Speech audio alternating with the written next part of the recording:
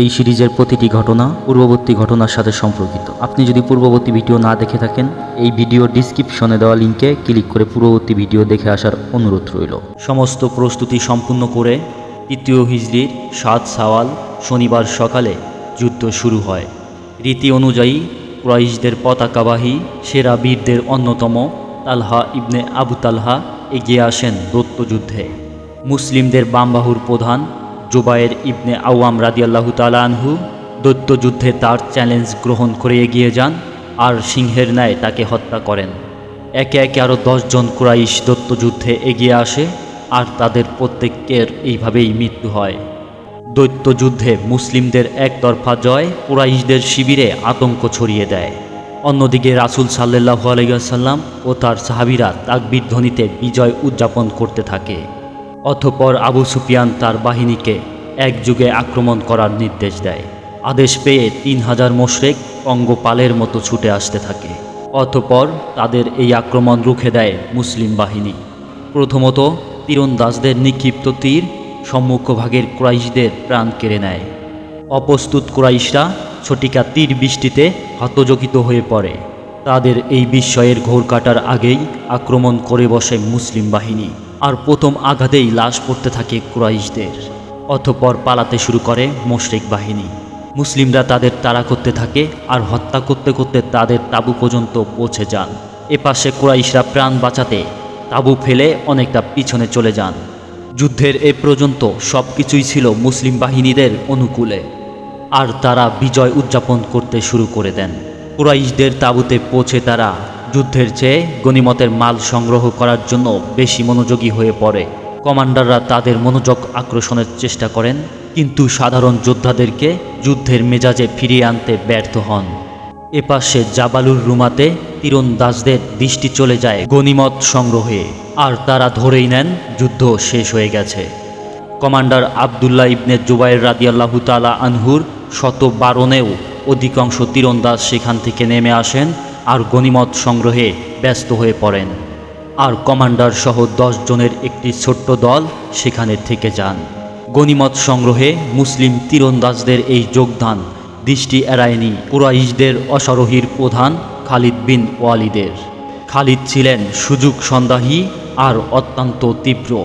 তিনি যখন দেখলেন জাবালুত রুমাত অরক্ষিত অবস্থায় পড়ে আছে, তিনি সামান্য দেরি না করে তার অশ্বারোহী বাহিনী নিয়ে ছুটে যান, আর তিনি পিছন থেকে মুসলিমদের উপর হামলা করেন। আর তাকে বাধা দিতে গিয়ে জাবালুত রুমাতে তীরন্দাজদের প্রত্যেককেই শহীদ হয়ে যান। গনিমত সংগ্রহী মুসলিমরা পিছন থেকে অশ্বারোহীর আক্রমণের জন্য একদমই প্রস্তুত ছিলেন না।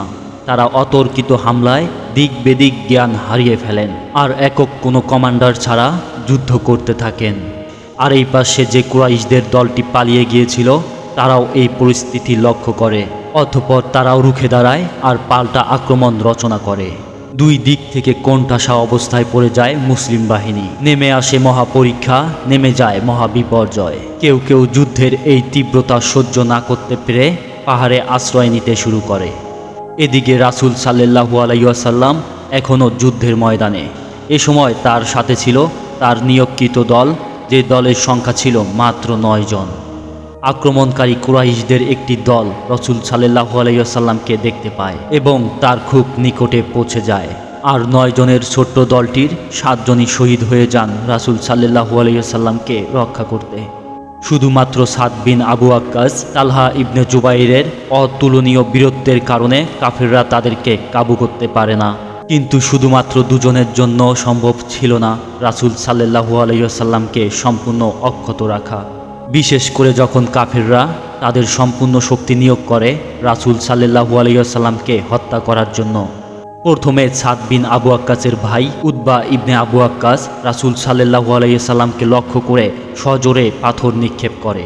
পাথরের তীব্র আঘাতে রাসূল সাল্লাল্লাহু আলাইহি ওয়াসাল্লামের ডান দিকের নিচের রুবাই দাঁতটি ভেঙে যান এবং নিচের ঠোঁট থেতলে যায়। এরপর আবদুল্লাহ ইবনে সুহাব জোহরি এগিয়ে আসে, রাসূলের ললাটে তলোয়ার দিয়ে আঘাত করে আর সেখানে জখম হয়ে যায়। এরপর আরেকজন অশ্বারোহী রাসূল সাল্লাল্লাহু আলাইহি ওয়াসাল্লামকে পরপর 2 বার তরবারি দিয়ে আঘাত করে।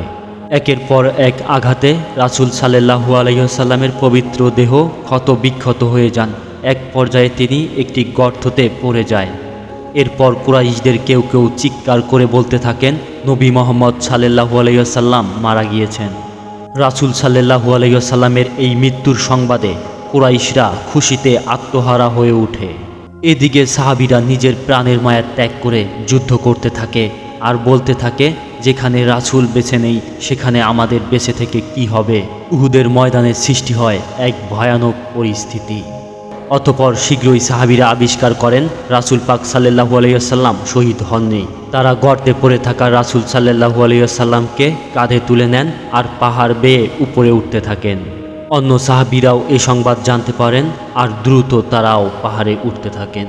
মুসলিমদের এই যুদ্ধক্ষেত্র ত্যাগ করার মধ্য দিয়েই শেষ হয়ে যায় উহুদের যুদ্ধ। কুরাইশ বাহিনী মুসলিমদের অনেক ক্ষয়ক্ষতি করলেও পাহাড় বেয়ে তাদের ধাওয়া করার শক্তি তাদের অবশিষ্ট ছিল না।